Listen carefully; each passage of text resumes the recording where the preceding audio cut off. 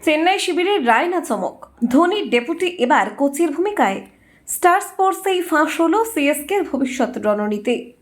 Chennai super কিংসের 2025 IPL অভিযান শেষ হলো গুজরাট টাইটান্সকে 83 রানে হারিয়ে। মরশুমের শেষ ম্যাচে জয়ের হাসি এলেও পয়েন্ট টেবিলের একদম নিচে থেকেই বিদায় নিতে হলো হলুদ বাহিনীকে।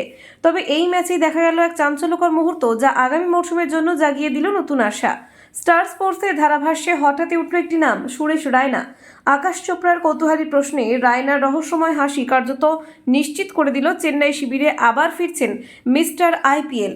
এবার খেলোয়াড় নন, কোচ হয়ে। 2026 আইপিএলের রায়নাকে সিএসকের ব্যাটিং কোচ হিসেবে দেখা যেতে পারে বলে ইঙ্গিত মিলেছে। ধোনির বিশ্বস্ত যোদ্ধা এবার পরিকল্পনার আড়ালে থাকবেন, মাঠে নয়, তবু ঠিক ততটাই প্রভাবশালী। গ্যালারির প্রিয় মুখ এবার ডাগআউট থেকে গড়ে তুলবেন আগামী রায়নাদের।